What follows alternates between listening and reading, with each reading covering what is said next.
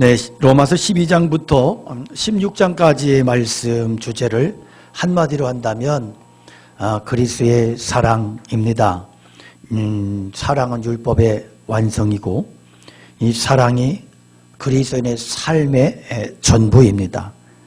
사랑하라, 원수까지 사랑하고 악에게 지지 말고 선으로 악을 이기고, 이것이 그렇게 살아가라고 하는 것이 12장부터 16장까지의 전체의 내용을 압축한 그러한 내용입니다. 12장에 들어와서 1절에서 참된 그리스도인, 즉 구원받고 성령 받은 사람, 진짜 하나님의 백성은 마음만 드리는 것이 아니고 자기의 몸을 드리는 자다, 이렇게 말씀합니다. 우리가 마음으로 입술로는 이미 예수 다 믿었어, 생각으로는 이미 헌신했어. 그렇지만 예수님께서는 네 몸을 드리래요. 우리의 몸을 드려서 산 제물로 그렇게 헌신해라. 그렇게 살아가는 것이 진짜 예배다.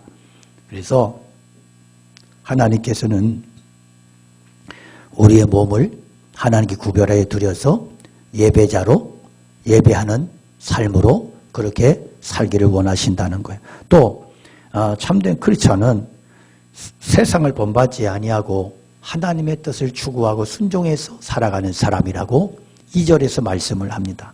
그리고 오늘 본문에 시작하는 3절을 보면 참된 그리스도인은 어떤 사람이냐, 믿음의 분량을 따라 지혜롭게 생각하는 사람이래. 원문에 지혜롭게라고 하는 말은, 이 단어는 냉철한 판단을 말하고요, 건강한 판단을 말합니다. 이 말씀은 냉철한 판단, 건강한 사고방식에 의해서 판단하고 생각하고 그리고 그것을 따라 살아가는 것이 진정한 기독교 신앙이라는 거예요. 정신 똑바로 차리고 신앙생활 하라는 거예요. 우리 기독교 신앙에 있어서 감정적인 요소는 중요해요. 사람들은 종교는 감정이라고 생각해요. 그러나 저는 기독교는 감정, 감성보다는 이성적인 면이 더 강한 그러한 종교라고 그렇게 믿습니다. 그동안 한국교회가요, 너무 이 감성에 취한 믿음만을 강조하다 보니까 생각 없는 믿음이 되는 거예요. 생각 없는 믿음. 그러니까 무조건 믿어라, 몰라도 믿어라, 닥치고 믿어라, 생떼 쓰고 기도하면 주신다, 할 수 있다, 해보자, 하면 되는 거다, 막 이렇게 이게 긍정적인 이런 어떤 적극적 긍정적인 사고방식하고, 그 다음에 이게 감성하고 막 이런 식으로 막 너무 밀고 가다 보니까 신앙생활 열심히 한다는 분들 가운데는 의외로 상식도 없고 생각도 없는 사람들이 교회 속에서 큰 소리 치는 일들이 벌어지게 되는. 그러나 여러분, 올바른 신앙은요, 결국은 하나님을 어떻게 섬기고 이웃을 어떻게 섬길 것이냐, 여기에는 굉장한 분별력이 필요하고 똑똑한 생각이 필요하고 판단과 결정이 필요하다는 거예요. 그래서 이런 것들을 분별하고 이런 것들을 고민하고 똑똑한 이성과 판단력을 가지고 생각하면서 그렇게 실천하며 살아가는 것이 기독교 신앙이라는 거예요. 그래서 본문이 믿음의 분량을 따라 믿음의 분량대로 지혜롭게 생각하래. 그동안 우리가 너무 그냥 믿음의 분량도 모르고 천방지축 그냥 냉철한 판단과 지혜도 무시해버리고 생각도, 똑똑한 생각도 다 무시해버리고 그냥 허둥거리고 큰소리치고 서로만 피우고 이런 신앙은 아니었는가, 한번 우리가 진단해 볼 필요가 있단 말이에요. 오늘 본문 4절로 8절까지 내용은 결국 참된 그리스도인이란 하나님께로부터 받은 은사를 가지고 합력해서 그리스도의 몸된 교회를 세워가는 사람이라고 말씀해요. 그리고 이런 모습이 결국은, 이런 영향력이 결국은 세상을 향해서 선한 그러한 영향력이 되는 것입니다. 그래서 여러분, 교회는 건물이나 제도나 교파나 방법이 아니고 교회는 그리스도의 몸이다. 그리스도의 몸. 그러니까 오늘 여러분은 광복교회라는 건물 안에 오신 게 아니고 예수님의 몸 안으로 오신 거예요. 예수님의 생명 공동체 안으로 오신 거예요. 들어오신 거예요. 그러니까 건물은, 이것은 건물일 뿐이에요. 그러니까 우리 뉴타운 되면 이 건물 부시고 나갈 거예요. 아마 푸시고 나갈 때 우리 정이 드신 우리 권사님들이나 정이 드신 우리 성도님들은 많이 우실 거야. 그러지 않겠어요? 얼마나 정이 들었는데. 이런 얘기를 왜 미리 하나 몰라. 아이고. 그런데 중요한 것은 건물이 아니다. 교회는. 그래서 우리가 이 교회는 뭐냐 하면 예수님의 생명 안에 함께 모인 믿음의 지체들인 거예요. 이게 교회야. 그래서 이 속에서 예수님의 생명을 함께 누리고 예수님의 기쁨을 함께 호흡하고 그래서 생명의 빛 안에서 기뻐하고 감사하는 그러한 커뮤니티 공동체가 바로 교회란 말입니다. 할렐루야. 그래서 교회는 그리스도의 몸이다 그랬어요. 그리스도의 몸. 여기서 몸은 병들고 썩은 냄새나는 몸이 아니에요. 건강한 몸, 거룩한 몸, 예수님으로 향기가 충만한 몸. 그렇게 돼야 되는 거예요. 그러려면 우리 한 사람 한 사람이 예수님의 향기로 그렇게 건강한 신앙으로 충만한 상태가 돼야 건강한 몸이 되는 거잖아요. 재밌는 것은요. 지체는 다양하고 서로 다르다는 거예요. 이게 큰 특징이에요. 교회는 하나의 교회지만 지체는 각기 달라. 다 달라. 우리 다 다르잖아요. 배경도 다르고 은사도 다르고 성격도 다르고 좋아하는 것이 다르고 싫어하는 게 다 다르고 이게 교회야. 그렇지만 하나다. 하나. 다양하지만 다양성을 가진 하나의 몸이다. 그래서 어떤 분이 교회를 비행기와 같다 그러더라고요. 비행기는 이 부속품이 어마어마하게 많아요. 한 15,000개가 넘는데 비행기 부품이. 그런데 그 역할이 다 달라. 기능이 달라. 그렇지만 한 가지의 목적이 그게 뭐예요? 떠서 날아가는 거야. 참 쇳덩이가 날아간다. 전 아직도 이해가 안 돼. 이게 어떻게 날아가냐고. 그런데 이것이 모든 것이 다 조화 균형을 이루고 하나 일치를 이루어서 균형을 잡으니까 이게 뜨더라. 여기에 중요한 나사라도 하나 빠지면 큰일 나는 거예요. 바퀴라도 하나 빠지면 끝장나는 거예요. 여러분, 이거의 교회라는 거예요. 이거 예수 그리스도의 몸된 교회의 특성이 바로 이와 같다. 그래서 각자가 다른 것이 조합해서 통일성을 이루고 하나를 이루고 균형을 잡고 날아가는 것처럼. 그래서 우리가 교회 신앙생활 하면서 너 왜 나와 달라? 이거 가지고 비난하면 안 되고 이거 가지고 서로 싸우면 안 돼. 다르기 때문에 강점이 되고 다르기 때문에 이것이 오히려 축복이 된다. 부부도 그래요. 너무 성격이 비슷하면 못 살아 잘. 성격이 하나가 좀 느긋하면 하나는 좀 급하고 이래야 서로 조절이 되고 하나가 너무 꼬장꼬장하면 하는 사람은 이렇게 좀 품고 가고 이래야 지금 조화가 되지. 둘 다 꼬장꼬장하거나 둘 다 그냥 내방치고 이러면 못 살지요. 엉망이 되는 거죠. 집안이. 교회가 그렇다. 그러니까 우리가 다른 것 같지만 다른 것이 틀린 게 아니라면 성령 안에서 한 몸을 이루고 조화를 이루고 함께 맞춰가고 이거이 그렇게 돼야 된다. 이게 오늘 우리에게 주시는 메시지예요. 그래서 교회의 영광은 다양한 개성과 은사와 다양한 직분을 가진 사람들이 모여서 각자 다름에도 불구하고 여전히 일치된 목적을 추구할 수 있다고 하는 이 사실 속에 있는 거예요. 다양성이 모여서 하나님 나라를 추구하는 공동체가 교회예요. 그래서 이걸 이해하지 못하면 너무 획일적인 것만 요구하는 거예요. 획일적으로 행동하고 획일적인 거 강조하고 이러면 안 되는 거예요. 그러다 보면 서로 비난하게 되고 다투게 되고. 그런데요, 우리 기성세대들은 보면 이 획일화된 문화에 익숙해져 있어. 근데 젊은이들은 개성과 다양성에 익숙해져 있어. 그래서 늘 충돌이 일어나는 거예요. 여러분, 부모와 자식 간의 싸움이 결국 이거 아니야. 부모들은 항상 이렇게 하지 마. 그러면 자식들은 기준이 뭐야? 그렇게 해왔어. 그렇게 해왔다고 기준이 될 수 없잖아. 이 싸움이 일어나는 거예요.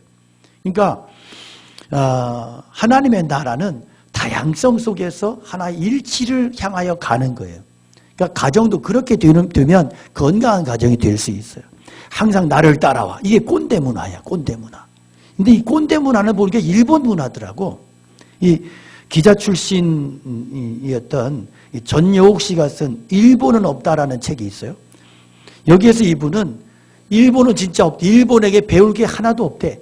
우리는 일본에게 배울 게 많아 이러지만 사실은 일본에게 배울 게 하나도 없다. 이번의 역설이에요. 그 이유가 뭐냐면 일본이라고 하는 문화는 규격 문화, 틀에 박힌 문화, 획일 문화라는 거예요. 그래서 획일 문화와 획일 사고방식으로는 결코 선진 문화가 될 수 없다. 그래서 일본이라고 하는 집단은 사실은 특별한 집단, 이상한 집단이야. 이상한 집단이지 수준 높은 집단은 아니다. 이렇게 말하는 거예요. 왜냐하면 선진 문화라고 하는 건 선택의 다양성이 있어야 되는데 일본의 모든 문화의 특징은 지나치게 그 지향이 획일화 방향.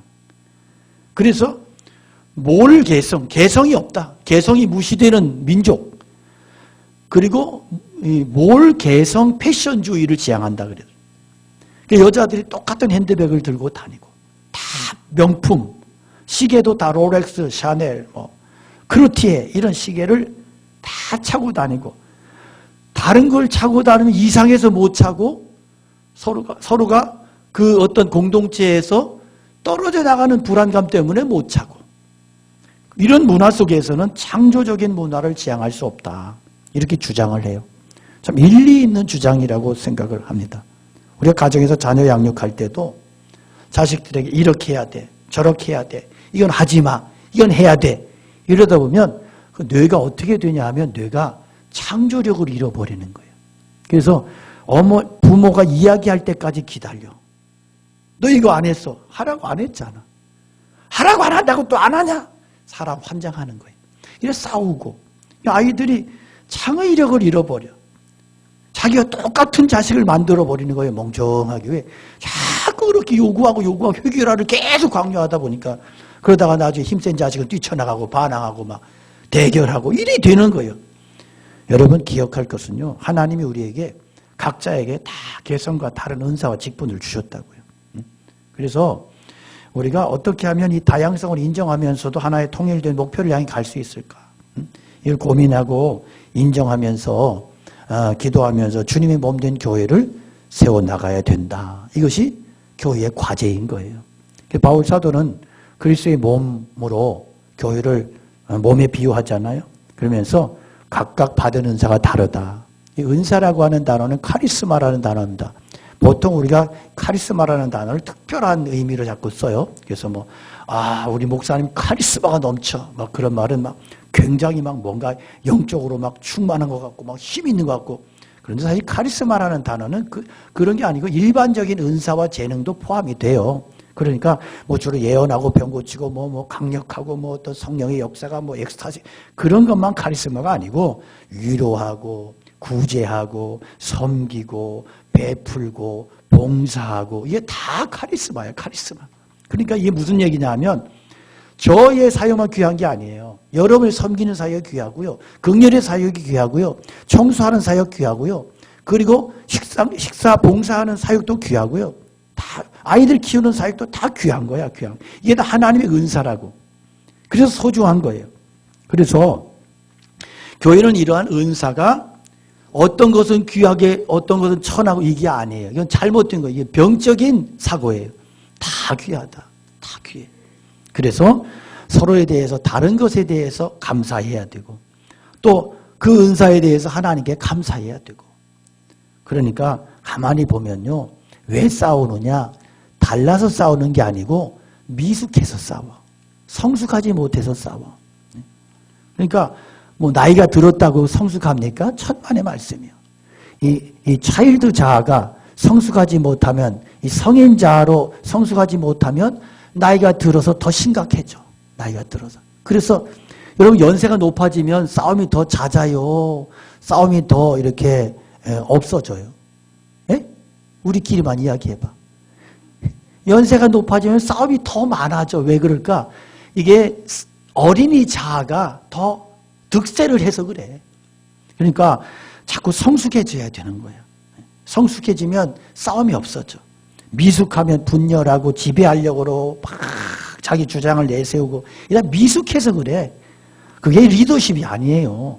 그러니까 맨날 막 자기 주장대로 하려고 그래. 이거 미숙해서 그래. 어린애하고 똑같잖아. 덩치 크고 힘센 어린애. 근데 연세가 높아지면 힘까지 빠져버린 어린애. 골치 아픈 어린애가 되는 거예요. 그래서 자꾸 겸손해져야 되고 성숙하기를 기도하고 이해하려고 그러고 다른 것에 대해서 조화를 이루려고 그러고 이렇게 될 때 좋은 교회가 되고 좋은 공동체가 되는 것입니다.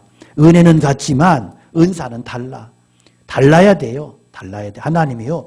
이 땅 위에 지구상에 2만 4천이 넘는 종족이 있어. 우리는 뭐 황인종, 흑인종, 백인종 하나님이 3개 인종을 3대 인종을 만드셔서 그래서 진흙을 구웠는데 너무 타가지고 쫙 던져 아프리카 가서 툭 떨어지고 그리고 너무 들고 져가지고 허여밀게 내가 탁 집어 던졌더니 저기 북미에 가서 뚝 떨어지고 유럽에 가서 뚝 떨어지고 노릇노릇 군 것을 사계절이 있는 여기에 이런 뻥치지 말고 2만 4천 종족이 넘다니까. 그러니까 이건 뭐냐면 다양한 하나님의 은혜는 다양하다. 다양하기 때문에 여기에서 우리가 열등 의식이 우열의 의식이 없어. 그냥 내게 주신 따라하죠. 내게 주신 은사와 재능은 가장 적절하고 귀한 것입니다. 할렐루야. 네. 크고 작고 우열로 하면 안 돼. 다 어떤 사람은 참 섬김을 잘해. 어떤 사람은 남을 이해를 잘해. 어떤 사람은 또 명석하게 판단력이 좋아. 다 똑같아. 하나님 앞에 다 귀한 거야. 이게 다 활용이 되고 조화를 이뤄서 하나의 공동체를 커뮤니티를 하나의 몸을 이루는 것이다. 그리고 중요한 것은요. 이 은사와 재능은 나를 위해 쓰라고 준 게 아니고 다른 사람을 위해 쓰라고 준 거야. 다른 사람을 위해서 쓰고 활용할 때 내게서 하나님이 주는 기쁨이 있고 은혜가 있어요. 여러분 잘 보십시오. 자기만을 위해서 돈도 그래. 돈도 자기만을 위해서 쓰고 자기만을 위해서 하고 움켜잡고 내 주머니에는 들어오는 것에서 나가는 거 없다. 이런 사람들이 다 우울증 걸리는 거예요. 이런 사람들이 삶의 허무주의에 빠지는 거예요. 삶의 의미를 못 느끼거든. 하나님은 우리에게 고린도전서 12장에 보면 모든 은사는 교회의 덕을 세우기 위해서 하고 그리고 이웃의 유익을 위해서 쓰래. 그래서 써야 되는 거예요. 써야 감격스럽고 써야 기쁨이 생기고 내가 안 쓰고 자기만을 위해서 자꾸 쓰려고 하다 보니까 이 이기적인 탐욕은 끝이 없어가지고 바리바리 해가지고 150만 원짜리 핸드백을 사갖고 폼을 잡고 나갔더니 옆에 갔더니 또 500만 원짜리 들고 있네. 열받아가지고 500만 원짜리 또 핸드백을 딱 들어서 그랬더니 저기 3천만 원짜리 가지고 폼 잡네. 사람 환장하는 거예요. 이게 사람이 이기적으로 가려고 그러면 자꾸 우울증이 걸리고 이기적으로 가려고 그러면 자꾸 절망스러워지고 방황하게 되고 허무주의에 빠져버리는 거예요. 자기를 위해서 막 옷을 샀어. 그랬더니 내가 그냥 옷을 웬만한 걸 샀더니 저 옆에서 잠자리 옷을 입고 나타나가지고 막 사람을 더 환장. 이게 끝이 없어. 여러분, 내가 이기적으로 집중하면 할수록 행복할 것 같고 취하면 취할수록 행복할 것 같지만 불안해지고 우울해지는 거예요. 왜? 하나님이 우리를 만드실 때 이타적으로 만드셨어요, 사실은. 그래서 여러분, 우리가 기쁨을 어떻게 찾아요? 다른 사람 도우면서 그를 도와주고 그에게 도움이 되고 그의 희생하고 헌신함을 통해서 우리가 하늘의 기쁨을 누리게 돼 있는 거예요. 하나님께서 다른 사람 섬기는 것을 통해서 우리 인생의 의미를 느끼게 만드셨어. 그래서 우리가 베풀을 때 행복을 느끼고 그리고 헌신할 때 기쁨이 내 안에 내 가슴 속에 창조가 되는 거예요. 할렐루야. 할렐루야. 아멘 안 하려고 아주 안 뺏기려고 아주 그렇게 돼 있어요. 보세요, 여러분. 주변에서 정말 의미 있게 기쁨으로 활기 있게 살아가는 사람들 보십시오. 그렇게 살아, 그렇게. 하나님 주신 것 가지고 베풀면서, 헌신하면서. 교회도 그렇습니다. 이기적인 교회는요, 맨날 싸워. 어떤 교회는 매일 이기적으로 막 해가지고 막 도일 땅 막 사고 막 건물 크게 지었어. 그래놓고 막 싸움이 나가지고 막 한쪽이 뚝 떨어져 나가가지고 교회가 막 엉망이 됐어. 그러고 나니까 이게 더 심각해지는 거야. 자리는 엄청나게 많은데 막 수천석이 되는데 예배당이 막 다 싸우고 갈라져가지고 200~300명 모여가지고 하다 보니까 운영비도 안 나와. 너무 이런 일이 일어난다니까 한국교회 지금 여러분 정신 차려야 되는 거예요. 그래서 이렇게 교회가 이기적이고 막 그렇게 선교도 안 하고 막 그렇게 채웠던 교회들이 나중에 가니까 서로 싸우고 당회도 갈라져 싸우고 막 이러고 있는 거야. 부동산 때문에 소송 걸고 막 자기들 나가면서 너 뛰어가겠다고 머리 숫자대로 막 이 부동산 계산하고 이런 기가 막힌 일들이 교회 안에서 일어나는 게 왜 이럴까? 교회가 주님 주신 사명 망각해버리고 욕심에 취해가지고 욕심 때문에 망하는 거예요. 제가요, 지난 연말 당회 때 우리 장로님들하고 예산 세우면서 그런 이야기 했어요.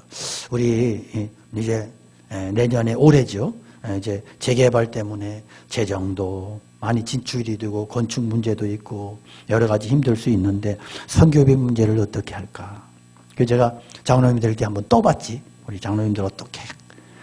옛날엔 제가 옳다 그러면 막 큰 소리 쳤더니 다른 장로님도 막 옳다고 막 큰 소리 쳐갖고 서로 오르니까 너무 힘들더라고. 그래서 요즘은 제가 좀 꾀가 생겨가지고 우리 장로님들 어떻게 생각하세요? 우리 장로님들이 이런저런 이야기를 하다가 결론은 뭐냐면 우리 어려워도 선교비는 늘리진 못해도 줄이지는 맙시다. 그래서 많은 교회들이 선교비 줄이고 막 그러는데 우리까지 줄이면 선교사님들이 얼마나 힘들겠냐고. 우리 장로님들 입에서 나온 이야기예요. 제가 주장한 게 아니에요. 너무너무 멋있잖아요. 귀하잖아요. 그렇죠? 박수 한번 하셔요. 네, 너무너무 좋은 교회예요. 제가 당회하고 가면서 교회 집에까지 가면서 얼마나 마음이 기뻤는지, 주님이 얼마나 기뻐하시는지 제가 너무 감격했어요. 그래 주님이 야 이게 내 마음이다 그러셔. 제가 너무너무 감사했어요. 정말로 지방에 가서 이런 간증했더니요. 우리 목사님들이 얼마나 부러워하는지. 그래서 나 빨리 죽었으면 좋겠대. 광복교회 와서 담임 목사하고 싶대. 그래서 그래서 그랬지. 너 나만큼 목회할 수 있어 이놈아? 그랬어요 제가. 여러분 우리가 주님의 마음을 품고 그렇게 신앙생활 하기 바라고요. 앞으로 저희가 뉴타운 이렇게 임시예배 처수 문제도 있고 참 이거 굉장히 쉬운 문제 아니죠. 예배당 건축 문제 쉬운 문제 아니죠. 그렇지만 저는 걱정하지 않고 우리가 주님 앞에 최선을 다해서 기도하고 그렇게 하나의 주님의 몸된 교회를 건강한 교회를 세우고 가면 그런 부분들은 하나님께서 은혜 가운데 해결해 주시고 또 승리하게 해주시고 은혜와 감격 속에서 모든 큰 일들을 이루게 하실 줄로 믿습니다. 할렐루야. 예, 저는 그렇게 믿어요. 정말이에요. 저는 이렇게 보면 교회를 너무 크게 짓고 우리 강서지방에도 몇 개 교회가 그런 교회 있어. 너무 크게 지었어. 그런데 25년 전 30년 전에 예배당을 지었는데 아직도 수십억이 있어 빚이. 그러면 그동안에 은행에다가 갖다가 바친 돈이 수십억 수백억이야. 이자로. 왜 그렇게 하냐고. 교회가 왜 이래. 욕심 때문에 그래. 욕심 때문에. 여러분 교회를 크게 지면 하나님의 영광이라는 망상 버리셔야 돼요. 그래서 저는 예배당 이렇게 적당하게 은혜스럽게 가려고 그래요. 그렇게 하고 우리 성도님들이 그냥 부채가 전혀 없을 수는 없지. 그렇지만 몇 년 안에 해결하고 그리고 그것도 우리가 은혜롭게 신앙생활하면서 기도하면서 그렇게 하고 기쁨으로 신앙생활하다 가야지. 평생 예배당 짐에 빚져가지고 나중에 권사님이 돌아가시면서 자식들, 손주들, 아들, 손주들 불러다 놓고 내가 30년 동안 부채를 갚았는데 손주 때나 갚아질까 하는데 내 교회 떠나지 말고 부채를 열심히 갚아라 이러고 돌아가시면 얼마나 가슴 아픈 이야기야. 얼마나. 그래서 저는 사실은 이전 교회에서도 예배당 짓는 문제로 고민하다가 도저히 성도들이 너무 이러면 안 될 것 같아. 그래서 제가 무기한 연기시키고 그리고 우리 그 성도님들도 우리는 선교를 위해서 이렇게 부흥되고 이런 교회니까 선교의 비전은 제가 둘 중에 선택하라 그랬지. 선교할 거냐 아니면 교회질 거냐. 그랬더니 심각해지더라고요. 그랬더니 어떤 믿음이 좋은 분이 한 분이 교회도 짓고 선교도 합시다. 그래서 두 가지는 안 된다. 그거는 믿음이 아니고 객기다. 그랬더니 나중에 그러면 선교합시다. 그래가지고 교회 짓는 걸 무기한 연기시켜 놨는데 그랬더니 하나님께서 저희에게 믿음 없음을 보시고 그래 너는 적당히 보상도 받고 교회를 지어라 이 찌질한 놈아. 그래서 예배당 짓게 하신 것 같아. 너무 감사해요. 저는요. 할렐루야. 잘 되게 하실 거예요. 여기에 보면 은사가 여러 가지가 나와요. 7가지 은사가 나오는데 은사 얘기 다 얘기하면 1시까지 가도 못 끝나. 그래서 은사는 다음에 할게요. 예언의 은사, 섬기는 은사, 가르치는 은사, 권면하는 은사, 구제의 은사, 다스리는 은사, 긍휼의 은사 이런 은사들에 대해서는 다음에 기회가 되면 제가 말씀을 드리겠습니다. 여러분 은사 중요해요. 여기에 나온 은사만이 성경에 다른 곳에서 로마서의 은사 외에도 고린도전서 12장에 에베소서에 베드로전서에 은사들이 계속 나와요. 그런데 내게 있는 장점이 하나님이 주신 은사다 이렇게 해석을 해도 돼요. 그래서 이 은사를 가지고 우리가 정말 주님을 잘 섬기고 주님의 교회를 잘 세워나가고 또 은사는 계속해서 활용하고 개발해야 돼. 안 쓰면 녹슬어 없어지는 거예요. 말씀 전하는 은사도 가르치는 은사도 마찬가지예요. 게으르면 망해. 게으르면 그건 악하고 게으른 종이 되는 거예요. 제 선배 목사님 한 분은 아주 말도 잘해. 그런데요, 이분이 설교 준비를 안 해. 그러고는 자기는 뭐라 그러냐면 제가 전도사 때, 교육전도사 때 부목사 하면서 설교는 강단에서 하나님 주시는 영권을 가지고 해야 된다는 거예요. 그러면서 막 설교를 하는데 여기서 이제 여의도 조모 목사님 흉내를 내는 거예요. 그러면서 막 할렐루야, 미시베, 이러면서 막 해. 그러면서 목사는 강단에서 하나님 주시는 영감으로 설교하는 거지. 목사가 비겁하게 원고를 써가지고 이러는 거예요. 그러니까 막 사람들이 막 또 거의 이게 좀 생각이 부족한 사람들은 또 아멘 막 이거 하잖아. 웬걸 한 6개월 지나니까 술술 말이 나오는데 저 맨날 똑같은 소리 한다. 맨날 똑같은. 지금도 쫓겨다니고 있어. 지금도 한 2달만 지나면 아이고 왜 원고도 없이 여러분 제가 원고 없이 얘기하면 한두 시간은 멋있게 보일 수 있어요. 제가 여러분 앞에 생긴 것도 잘생겼지. 얼마나 멋있을 수 있어요. 그런데 안 돼요. 원고 없이 자꾸 죽어. 의식도 죽고 게을러 터지고 그렇게 되는 거예요. 그래서 은사는 계속 우리가 가꾸고 활용하고 그렇게 자꾸 쓰고 쓸 때 하나님께서 더 귀하게 풍족하게 해주시는 줄로 믿습니다. 언젠가 신문에 보니까 기독교가 타종교에 비해서 호감이 떨어지는 이유 첫째가 삶과 신앙의 불일치래. 우리가 세상에 나가서도 그렇게 순한 양 같으면 얼마나 좋겠어. 세상에서 안 그렇죠? 그런데 이게 문제라는 거예요. 이게 문제라는 거예요. 교회에서는 막 믿음이 좋은 것 같아. 막 아멘도 겁나 잘하고 막 기도도 겁나 잘하고 남의 기도해 준다고 또 막 꼽사리도 끼고 그런데 자기의 삶은 엉망진창이야. 정직하지도 않고 그냥 막 성깔도 막 부리고 막 그냥 막 콩나물 3,000원어치 산다 그러면서 막 나중에 막 한 주먹 쥐어가지고 또 들고 쥐고 막 젊은 사람들은 뭔 얘기인지 이해 못할 거예요. 이러니까 이게 문제가 되는 거예요. 이게 예수 믿는 사람이 이러면 안 된단 말이에요. 두 번째는 일부 교회 지도자들의 무르의 목사들도 문제예요. 목사들이 얼마나 문제를 많이 일으키는지 몰라 진짜.